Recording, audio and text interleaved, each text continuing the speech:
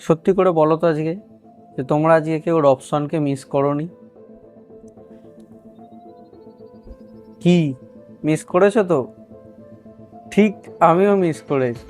আজকের মানভীরের উইংয়ে প্লে দেখে এখন মনে হচ্ছে যে রবসন কেন ইনজুরিতে গেল। হয়তো রবসন যদি থাকতো তাহলে আজকের ম্যাচটা জিতে যেতাম, আরও 2 পয়েন্ট পেয়ে যেতাম।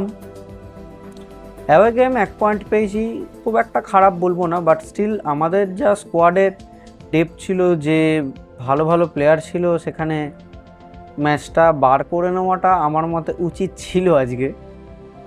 আর ঠিক আছে, রোজ দিন তো সব টিম ম্যাচ জিততে পারে না। আমরা ফাইট দিয়েছি, অবশ্যই ফাইট দিয়েছি, কোনো রকম মানে এটা বলবো না যে আমরা একেবারে ছেড়ে দিয়েছিলাম, ব্যাঙ্গালোর ডমিনেট করেছে সেটাও না, আমরা ডমিনেট করেছি। হ্যাঁ, ব্যাঙ্গালোর 2-1টা চান্স পেয়েছিল বটে, কিন্তু বাট ঠিক আছে, রোজ দিন সবাই ম্যাচ জিততে পারে না, এটা ফুটবলে কোনো দিন সম্ভব নয়। পরবর্তী যে মুম্বাই ম্যাচটা আছে সেটা আমরা জেতার চেষ্টা অবশ্যই করব, ঘরের মাঠে খেলা রয়েছে সল্টলেকে। তো যাই হোক, অনেক দিন পরে ভিডিও বানাচ্ছি। আমি ভেবেছিলাম যে পরপর মোহনবাগান 3টে ম্যাচ জিতবে, মানে 5টা ম্যাচ জিতবে টোটাল, তারপর একটা ভিডিও একটা বানাবো। এর আগে লাস্ট ভিডিও বানিয়েছিলাম অনেক দিন আগে, প্রায় 14-15 দিন হয়ে গেছে। তো যাই হোক, আমি ভেবেছিলাম যে এই ম্যাচটা হয়তো জিতবে, তারপর একটা ভালো করে সেলিব্রেট করবো আমরা সবাই একসাথে। বাট ঠিক আছে, আমরা তো ম্যাচটা হারিনি, আমরা এখনও রয়েছি আনবিটেন। হ্যাঁ, হয়তো একটা ড্র হয়েছে, জামশেদপুর হয়তো এরপরে টপকে যেতেও পারে, জানি না, বাট ঠিক আছে, এখনও লিগ অনেক বাকি রয়েছে, অন্যান্য অনেক ম্যাচ এখনও বাকি রয়েছে। সবই মানে সব ম্যাচ যে জিততে হবে এরম কোনো নয়, কিছু ম্যাচ এরম যাবে, একটু টাফ যাবে, কিছু দিন আমাদের দিন একটু আধটু খারাপ যাবে, বাট ঠিক আছে। তবে একটা কথা আজকে বলবো যে আমার টিমকে নিয়ে একটা জায়গাতে আমি মানে খুবই মুগ্ধ হয়েছি, সেটা হচ্ছে আমাদের মিডফিল্ড নিয়ে। ভাই আপুইয়া যা খেলছে না, আপুইয়া ভাই চুমু, ভাই চুমু পুরো একদম। আমার মতে আপুইয়া হয়তো বাইরের লিগে যদি খেলতো সে আরও ভালো, কিন্তু টেকনিক্যালি আরও ভালো হতো, যথেষ্ট ভালো রয়েছে। ইন্ডিয়াতে এখন কোনো রকম কোনো ডিফেন্সিভ মিডফিল্ডার বলো বা কোনো সেন্ট্রাল মিডফিল্ডার বলো, আপুইয়ার থেকে ভালো আমি বলবো না যে আর কোনো টিমে রয়েছে। হ্যাঁ, আমি একজন মোহনবাগান সমর্থক বলে এটা ভেবো না যে আমি বলছি, কিন্তু তোমরাও দেন, যারা যারা ফুটবল ফলো করছো, যারা যারা আইএসএল ফলো করছো, তারা সবাই জানো যে আপুইয়ার থেকে ভালো মিডফিল্ডার পাওয়া, আমাদের ভারতীয় কোনো মিডফিল্ডার পাওয়া কিন্তু খুবই চাপ এখন। সে কিন্তু আজকের ম্যাচে দুর্দান্ত খেলেছে, সব রকম ডুয়েল ওন করেছে। হ্যাঁ, এরিয়ালি হয়তো একটু বাজে, বাট দরকার হয় না, কারণ সে দুটো ব্যাক, যে আমাদের যে দুটো সিবি তার মধ্যিখানে সে খেলে, মানে একটু মানে ডিপ লাইনে গিয়ে একটুখানি খেলে। এই যে দুটো সিবি, এই 1 নম্বর সিবি, এই 2 নম্বর সিবি, যেখানে টম অলড্রেড আর অ্যালবার্তো খেলছিল, তার মাঝখানে খেলে এবং এইখানেই ঘোরাফেরা করে, যে এবং বল অপারেটর মানে বল করে, ডেলিভার করে। তবে আজকে ডিমির পারফরমেন্স যে খুব খারাপ সেটা বলবো না, ডিমি আজকে অনেকটা ডিপ ডাউন করছিল, বল ক্যারি করার চেষ্টা করছিল। আমার আজকে সবথেকে বাজে যে আর খেলা লেগেছে সেটা হচ্ছে মনভীর সিং, এবং মাক্কাও ঠিক ছিল, মাক্কা অব্দি বল পৌঁছাচ্ছিল না। মেন কথা হচ্ছে ব্যাঙ্গালোর পুরো 10 জন মিলে একদম মানে নিচে গিয়ে ডিফেন্স করছে। হ্যাঁ, তারাও অবশ্য, আমি বলছি না যে এটা খারাপ, এটা খারাপ আমি কোনোদিন বলবো না, ফুটবলটা ফুটবলের মতন খেলছে, ঠিক আছে। তারাও চায় যে অন্তত মোহনবাগান একটা হেভি ওয়েট টিম, তাদের বিরুদ্ধে ড্র নিয়ে নিতে অন্তত, বা ঘরের মাঠে খেলছে বলে মাঝখানে একটা দুটো কাউন্টার অ্যাটাকে তারাও একটা গোল তুলে, এক গোল যদি কেউ দিয়ে দিতে পারে তাহলে ভালো ডিফেন্স করলে ম্যাচ জিতে যেতে পারে। তারাও চাইবে অবশ্যই, ব্যাঙ্গালোরও খেলতে এসছে, সেটা আমাদের ভুলে গেলে চলবে না। অনেকে আমি দেখছিলাম কমেন্টে, অনেকে বলছে যে তারা তো 10 জন মিলে ডিফেন্স করেছে, এ করে, তাতে কি হয়েছে ভাই? ফুটবলটা ফুটবল, উইন ইজ উইন ভাই, উইনটা ম্যাটার করে লাস্টে। আমরা যদি একটা গোল দিয়ে দিতাম, ওরা দেখতে সেইটা ডিফেন্স করতো না, ওরাও অ্যাটাক করতো। ওরাও চাইছে যে একটা হেভিওয়েট টিমের সাথে, মোহনবাগানের মতো যখন একটা বড় টিমের সাথে খেলা পড়েছে, তখন তারাও চাইবে যে এই ম্যাচটা ড্র হোক, অন্তত একটা পয়েন্ট। দেখো, 3 পয়েন্টে পুরো 0 পয়েন্ট পাওয়ার থেকে 3 পয়েন্টে যদি 1 পাওয়া যায় তবু সেটা অনেক ভালো, পরবর্তীকালে লিগের ক্ষেত্রে অনেক সুবিধা হবে। কিন্তু আমরা যেহেতু বড় টিম, আমাদের ক্ষেত্রে পয়েন্ট লুজ করাটা কিন্তু অনেকটা বিপজ্জনক হতে পারে। তবে এখন লিগের একদম শুরু, কোনো রকম সেরকম চিন্তার কিছু নেই, সবে মাত্র 5টা ম্যাচ হয়েছে, আমরা যথেষ্ট ভালো জায়গায় রয়েছি এবং জিডি আমাদের যথেষ্ট ভালো রয়েছে।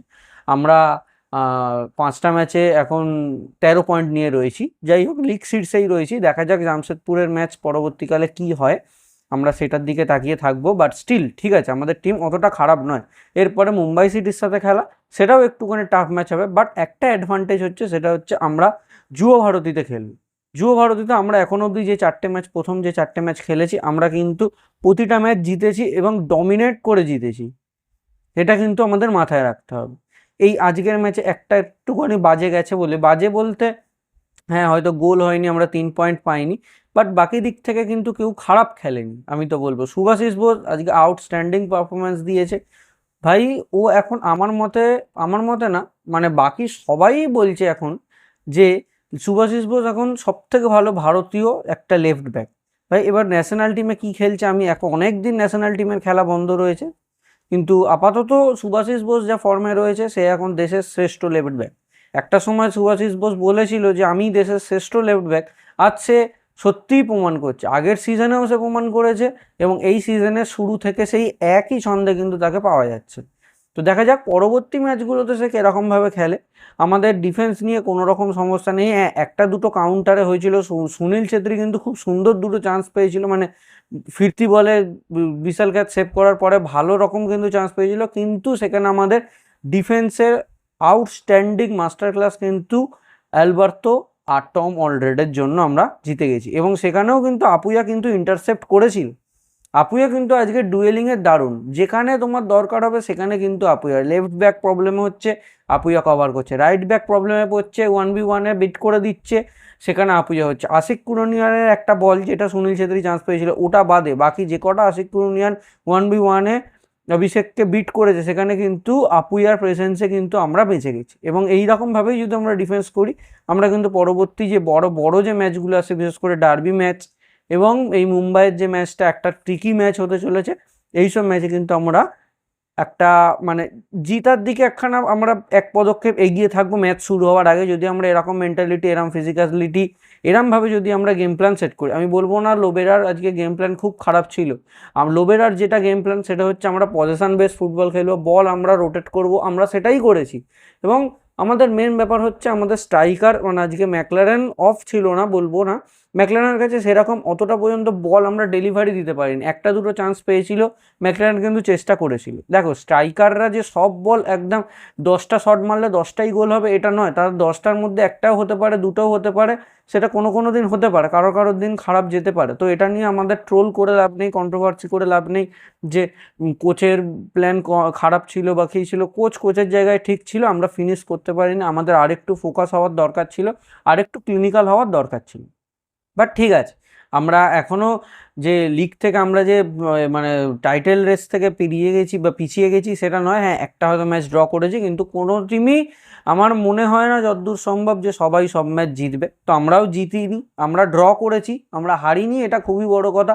আর এটা অ্যাওয়ে ম্যাচ ছিল। ও অ্যাওয়ে ম্যাচে গিয়ে ব্যাঙ্গালোরকে হারানো কিন্তু অতটা সহজ নয়। কিন্তু যাই হোক, আমরা সেখান থেকে 1 পয়েন্ট নিতে পেরেছি এবং আমরা খুবই ভালো খেলেছি, টিমের কনফিডেন্স হাই রয়েছে, কোনো রকম প্রবলেম হবে না। আমি আশা করছি যে পরবর্তী ম্যাচে, যেটা সল্ট লেকে হতে চলেছে আমাদের যুব ভারতী ক্রীড়াঙ্গনে, মুম্বাই সিটিকে আমরা অবশ্যই হারাবো। আমরা যদি এরকমভাবে খেলি আমরা অবশ্যই হারাবো। আর আর একটা হচ্ছে, এবার একটু আসা যাক যে ইস্টবেঙ্গল কিন্তু গত কয়েকটা ম্যাচ ধরে খুবই বাজে খেলছে। আমি প্রথম দুটো ম্যাচ দেখে তোমাদের ভিডিও করে বলেছিলাম যে ইউসুফিজাজি খুব ভালো খেলছে, আজকেও একটা পেনাল্টি স্কোর করেছে। বাট ঠিক আছে ভাই, এতটা ভালো আর খেলছে না কেন জানি না, হঠাৎ করে টিমটা কি হয়ে গেছে। অনেকে এবার ট্রোল করছে, আমি দেখছি যে প্রথম দুটো ম্যাচ ইজি ছিল। দেখো ভাই, নর্থ ইস্ট ম্যাচ ইজি ছিল না, এটা বললো না যে নর্থ ইস্ট ম্যাচ ইজি ছিল। নর্থ ইস্ট কিন্তু দারুণ টিম, মানে মোটামুটি কোয়ালিটি টিম, কেরালার থেকে অ্যাটলিস্ট বেটার আমি মনে করি। বাট তারা সেইভাবে খেলতে পারেনি, বাদ দাও। আজকে কেরালা কিন্তু খুবই ভালো খেলেছে ইস্টবেঙ্গলের সামনে। তবে ইস্টবেঙ্গলও অনেক চান্স পেয়েছিল, মিস করেছে। সত্যি বলতে আমি ইস্টবেঙ্গলের ম্যাচটা পুরোপুরি দেখিনি, আমি হাইলাইট দেখেছি। বাট যতটা দেখেছি আমার যা মনে হলো আমি তোমাদের সাথে শেয়ার করলাম। এবং মোহনবাগান যারা সমর্থক রয়েছে, তারা যদি ভিডিওটা ভালো লাগে লাইক করো এবং শেয়ার করো তোমার মোহনবাগান লাল হলুদ লাল হলুদ না, সবুজ মেরুন বন্ধুবান্ধবদের সাথে শেয়ার করো। এবং যারা লাল হলুদ বন্ধুবান্ধব রয়েছে তোমাদের, তাদেরকেও শেয়ার করতে পারো, চ্যানেলটা সাবস্ক্রাইব করতে পারো। এখানে মোহনবাগান ইস্টবেঙ্গল এর ম্যাচ নিয়ে সব রকম ভিডিও আসতে চলেছে এবং সব রকম ভিডিও আমি করি, তোমরাও জানো। তো সুতরাং যে শুধু মোহনবাগানের ফ্যানরাই ফলো করবে, শুধু ইস্টবেঙ্গলের ফ্যানরা তা না, সমস্ত যারা তোমরা বাঙালিরা রয়েছে, যারা ফুটবল ভালোবাসো, অবশ্যই আমার কন্টেন্টকে যদি তোমাদের মনে হয় যে ভালো লাগছে, অবশ্যই চ্যানেলটিকে সাবস্ক্রাইব করো এবং লাইক করো ভিডিওটাকে। তোমরা লাইক করলে, তোমরা সাবস্ক্রাইব করলে আরও নতুন নতুন ভিডিও বানাতে আমরা অনুপ্রাণিত হই। তো দেখা হচ্ছে পরের ভিডিওতে, এবং পরের ভিডিও আসবে একটা মুম্বাই সিটির সাথে একখানা খুব ভালো একটা জয়ের সংবাদ নিয়ে। তাহলে দেখা হচ্ছে পরবর্তী ম্যাচের পর নতুন একটা ভিডিওতে। আজকে এই পর্যন্তই। জয় মোহনবাগান।